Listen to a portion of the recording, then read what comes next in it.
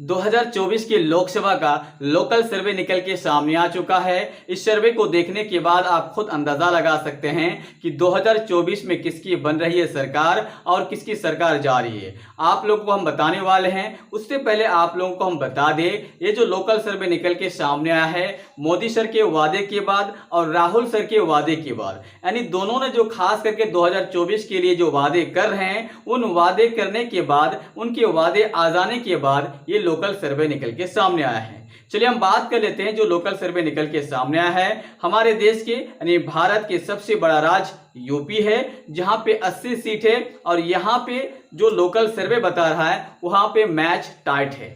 मतलब यहां पे यूपी का मानना है कि 80 सीट लेकर आएंगे, लेकिन लोकल सर्वे में 40 सीट से ज्यादा नहीं मिल रहा है। 40 सीट इंडिया गठबंधन को, 40 सीट एनडीए गठबंधन को, यानी भारतीय जनता पार्टी के यहाँ पे बहुत ही बड़ा नुकसान होता हुआ नजर आ रहा है।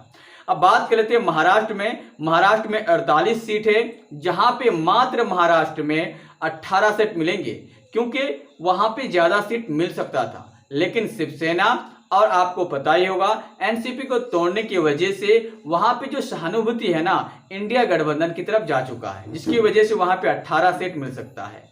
बिहार की अगर बात कर ली जाए तो बिहार में 40 सीट है, जिसमें सिर्फ 15 सीट मिल सकता है, जहां पे बिहार में बहुत ज्यादा सीट है, लेकिन इस बार 15 सीट। क्यों? क्योंकि नीतीश कुमार इस बार एनडीए नहीं इंडिया गठबंधन में है। अब बात कर लेते हैं तमिलनाडु की।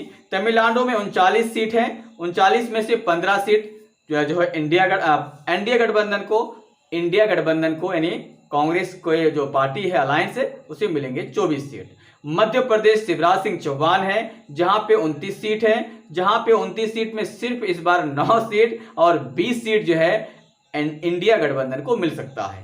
एक और बात बता दें, मध्य प्रदेश में इस बार लोकसभा विधानसभा का इलेक्शन होने वाला है, वहां से भी भाजपा का सफाया होने वाला जो लोकल सर्वे आया है।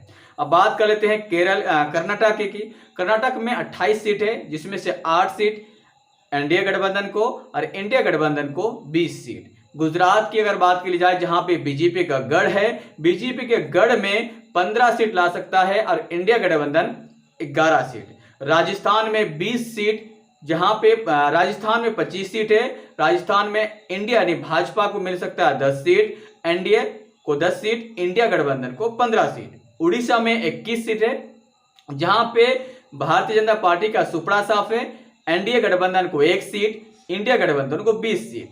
केरल की अगर बात की जाए तो केरल में 20 सीट है, यहां पे बीजेपी यानी भारतीय जनता पार्टी की जो एनडीए अलायंस है 0 है और इंडिया गठबंधन 20 सीट है। तेलंगाना में 17 सीट है और यहां पे भी भारतीय जनता पार्टी एनडीए गठबंधन 0, इंडिया गठबंधन को 17 सीट। आसाम की अगर बात की जाए तो आसाम में 14 सीट है, यहां पे मैच हाई है, 50-50 होने वाला है। 7 सीट इंडिया गठबंधन को, 7 सीट एनडीए गठबंधन को। चलिए हम बात कर लेते हैं झारखंड की। झारखंड में 14 सीट है, जहां पे 4 सीट एनडीए गठबंधन को, इंडिया गठबंधन को 10 सीट।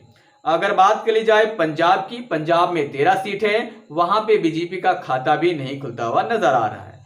छत्तीसगढ़ में 11 सीट में से 5 सीट भारतीय जनता पार्टी को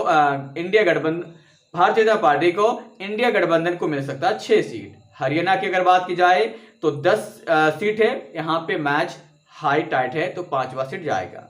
दिल्ली की अगर बात की जाए तो दिल्ली में इस बार करिश्मा होने वाला है, 2 सीट एनडीए गठबंधन को और इंडिया गठबंधन को 5 सीट, यानी कांग्रेस को 5 सीट और भाजपा को सिर्फ और सिर्फ 2 सीट मिल सकता है।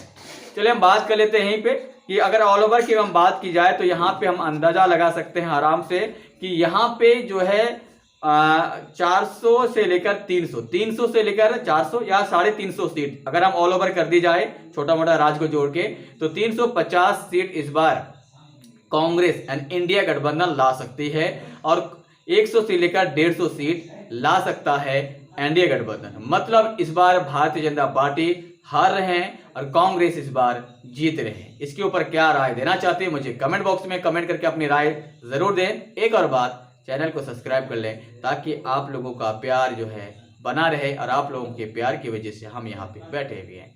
जय हिंद।